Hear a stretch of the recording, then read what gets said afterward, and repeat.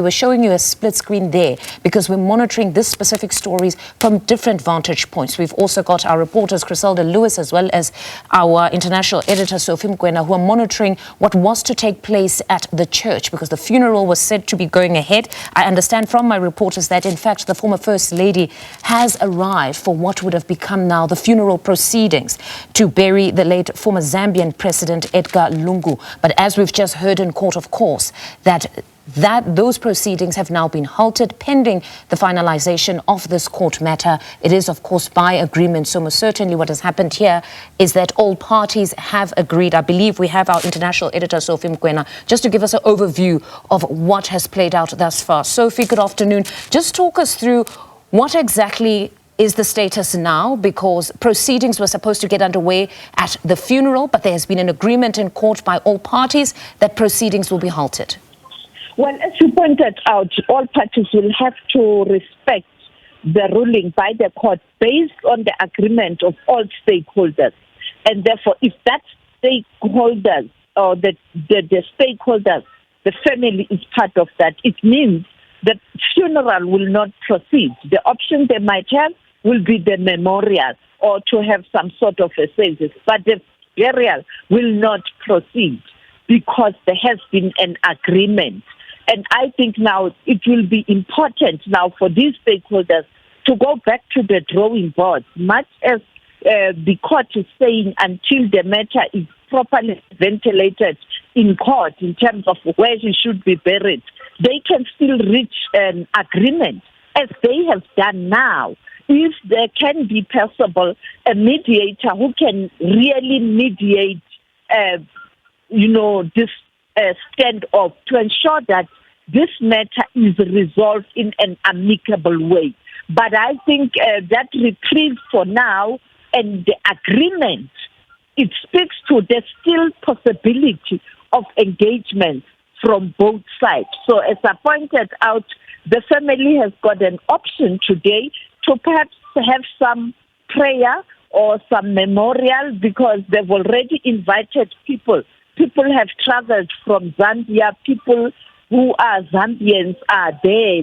There's a service that was expected to resume at around 11. And therefore, we don't know whether what I'm talking about or I'm thinking of is something that is going to happen. But I think that's the only option now. Mm-hmm. But we'll hear very soon, I think an announcement will be made where the funeral was supposed to be. But as I pointed out, this is a moment for stakeholders and other parties who are friends of all stakeholders. I'm talking about even heads of state and government in the region to try and bring these two parties together. Even people, influential people in Zambia, to mediate between the family and the government so that they can find one another. Because they have this time now, or else the matter will be finalized again in court when both sides present their case and the court will then pronounce. Mm-hmm. Now, Sophie, just for the benefit of those who might not have been following this matter extensively, just talk us through some of the arguments that have been put forward by the Zambian government, just the contentious part that has brought us to the standoff. Well, President the current president, and the former President Edgar Lungu had a very, very hostile and frosty relationship emanating from the politics. Because Edgar Lungu, at some point in time, he was the president of Zambia, and he contesting the elections of the presidency with Hakainde Hichilema. Hakainde for a long time has been in the opposition bench. And now, at some point in time, the government security clusters and some ministers, the former ministers, there was that hostility against Hakainde. Sometimes he was even being arrested for refusing to give way for convoy of the president, then Edgar Lungu, to pass. And he was 17 times arrested in Zambia, and therefore that led to a very frosty relationship. Now, when Lungu lost elections, he wanted to refuse to hand over power. But there was an intervention of the elders, including the former president of Tanzania, Jakaya Kikwete, to say, no, we know Zambia is a country. When somebody has lost elections, you hand over power smoothly. You are an example. And finally, he did accede to that defeat. And Hakainde Hichilema became the president. And therefore, that standoff continued. Now, lately, Edgar Lungu made allegations or argued that they are not allowing him to come to South Africa for treatment, and he's being ill-treated. The same things that he was doing to Hakainde, now saying it's happening to him. So the relationship continued to be frosty. I remember during the funeral of the founding father, Dr. Kenneth Kaunda, the government of Zambia under Edgar Lungu wouldn't even want to see Hakainde Hichilema, who was in the opposition, being part of the senior leaders in the country at that funeral. So it has been so petty. Now it has ended with that hostility continuing, because the family of Edgar Lungu is saying he left a message that if he passed on, Hichilema must never be near his body and not preside over his funeral. And you know, when it's a state funeral, a sitting head of state will have to conduct that or preside, and the military in that country will have to take over. So that's the standoff. And then the government is saying they still want to honor him as a former president and in line with the laws of that country. But there's this decision now that has to be taken, whether you go with the wish of the family as articulated by family members as it relates to what Lungu told them, or you go with the laws of the country. So it's a very complicated matter. That is why you need sober mind and proper mediation in terms of these two sides to find one another. Let's hope, as you say, that this period will allow for cool heads and others to intervene in this matter. But as stated, we are monitoring the story from several vantage points. We want to take you back to court now. That's the Gauteng High Court, where senior reporter Kenny Mapanga has been monitoring proceedings in court. Good afternoon, Kenny. Now, you've been monitoring the proceedings. The judge has read out the orders. Just talk us through those orders. Indeed. Good afternoon to you, Mfundo, and to the listeners. As we expected earlier today, when the matter did not proceed with argument, and we saw both counsel inform the bench that there were certain undertakings that they wanted to make pending the main adjudication of this matter, it became clear that settlement negotiations were being made on the 7th floor before the Deputy Judge President, and he has come to give us that order to that effect. Remember, this morning we were here because the Zambian government was seeking that interim relief that, if successful, would have halted the burial pending the main adjudication of this issue of the repatriation of the former president of Zambia, that is President Lungu. Now, as we stand today, we know that a special motion will take place in the first week of August 2025. That means there is a slight reprieve for the Zambian government as they ventilate this very important issue. You know, the Zambian government wants to afford the former president a state funeral in terms of the adequate protocols and traditions, as one would expect for a former head of state, rather. So they brought this application in terms of Article 177, Section 5, subsection C of Zambia's constitution, acting in the public interest of not only the Republic of Zambia, but the Zambian nation as a whole, stating that it wouldn't be appropriate for the former president to be laid to rest in Johannesburg, South Africa, arguing that the former president should be brought back to his homeland. We know that the family staunchly believes that there should have been a private service where he was buried in Johannesburg. However, there's a slight victory for the Zambian government, as by agreement between all parties, the Gauteng High Court in Pretoria has ordered that the 1st to 7th respondents, that includes the family as well as the undertaker, that they cannot, or rather they undertake not to proceed with the funeral and or burial of the late president, pending the finalization of the main adjudication of that particular bid of the repatriation process of the former president. So that means that in the interim, there's no burial that is going to go ahead in Johannesburg. We know there are a bunch of mourners gathered there at the church in Hillbrow, waiting for that to proceed. However, that will not take place today, or at least until the first week of August, when the court is able to fully adjudicate this matter.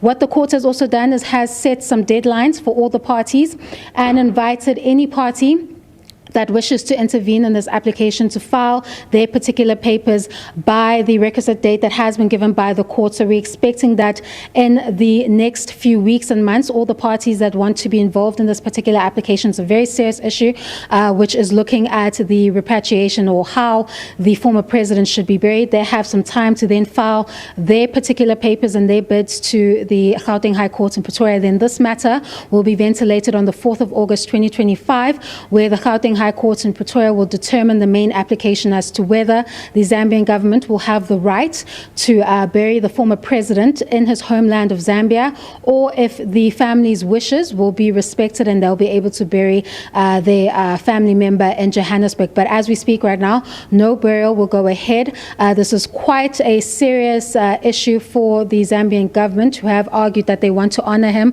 with a state funeral. They came to the Gauteng High Court in Pretoria as a last resort. You may remember that a repatriation fundo was underway, but it was stopped when the family learned that the successor of the former president would be receiving the body.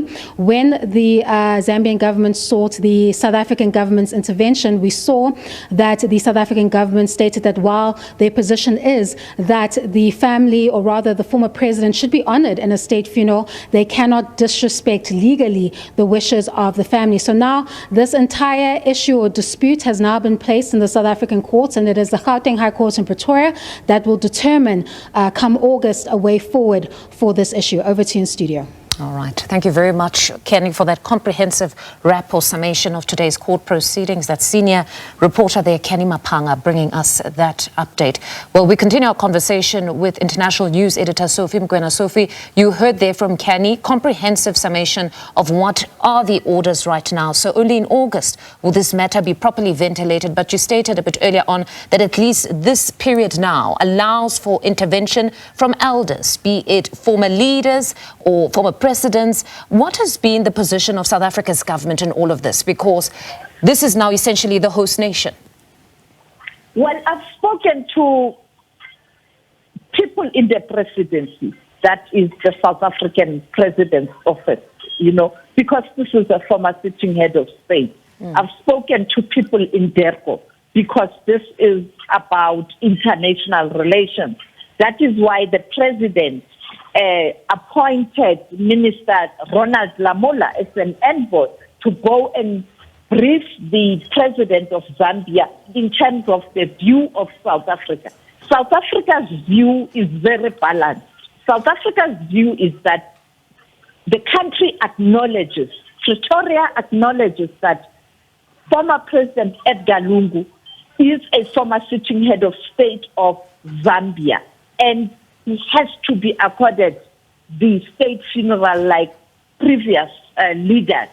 However, the South African government is saying, in terms of the South African laws and how the matters are handled in South Africa, you finalize those kinds of issues with the family. And therefore, they cannot overlook or overrule the family and hand over the body to the government of Zambia. The family must agree, and therefore South Africa was trying to mediate between the two sides to say, please come up with an amicable solution. But South African government can't dictate to both sides, and that is why they are not part of the respondents, and therefore South Africa left it there to say, please talk. The president of Zimbabwe, Emmerson Mnangagwa, did dispatch the vice president, Constantino Chiwenga, to do the same thing some few weeks ago because he had a good relationship with Edgar Lungu. People even making allegations that he was given a Zimbabwean passport. It's something that we are still investigating. It might be not true.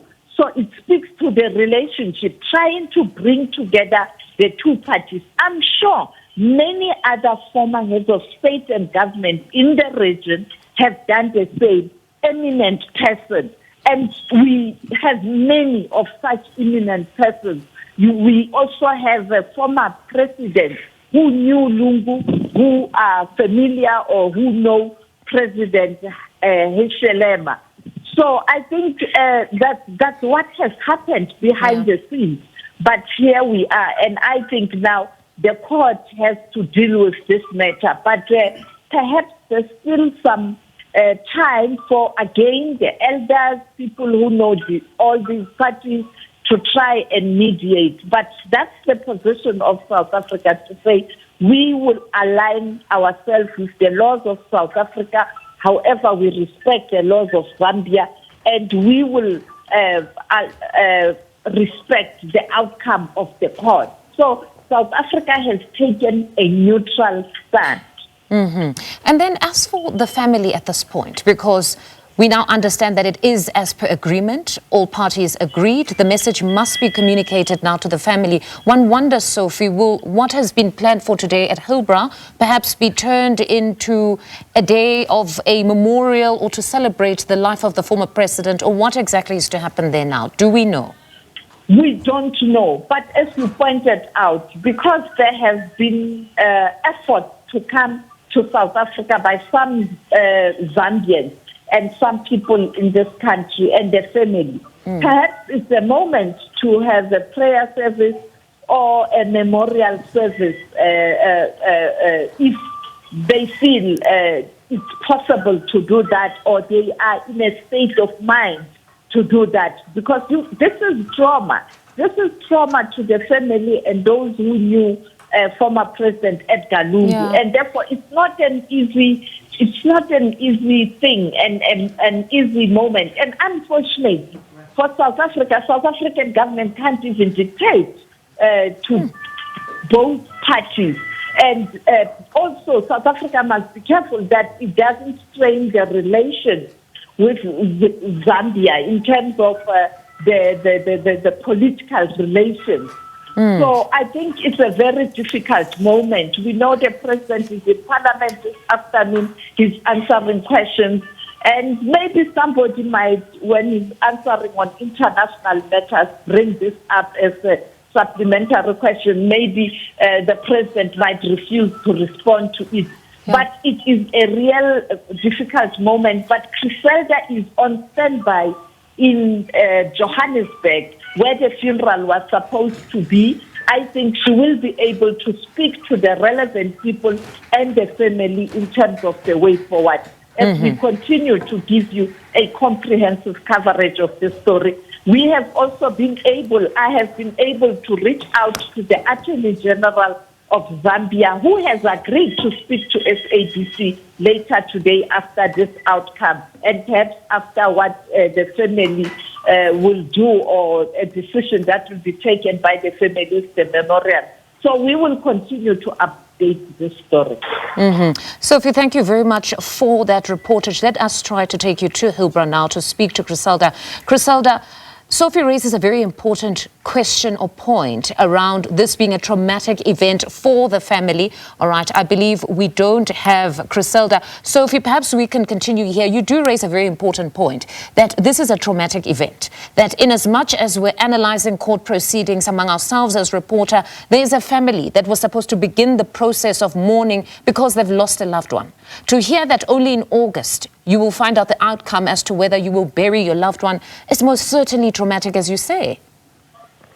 You are correct. I think the family will need some form of counseling, and I think the South African government can provide those kinds of counseling, because when you are in South Africa, the South African government is compelled by the Constitution to take care of people who are in the country. I think that's the least that the South African government can do as the process to try and mediate, perhaps, while the we're looking at the time where the matter will be before court. And I think correctly so, it is a traumatic experience. And I know that the wife of Edgar Lungu was supposed to have gone back to Zambia this week because there are outstanding court matters against the family. I'm not even sure whether she was able to go and appear in court in Zambia, or she will do that later on, or there will be an agreement with the court to postpone her appearance in court on matters related to the laws of Zambia. But earlier I was told that she was willing to go and appear in court, come back to South Africa and finalize the funeral and the burial to take place today. But as you heard, that agreement from both parties. Sophie, you talk of stakeholders that must now come together and talk. The other important stakeholder beyond the family and the government are ordinary Zambians. They are all across the world, spread across. We even have Zambians in South Africa. What has been the sentiment of ordinary Zambians, even in South Africa, when they first heard that their former president, Edgar Lungu, would possibly be buried in Johannesburg? Well, they are divided.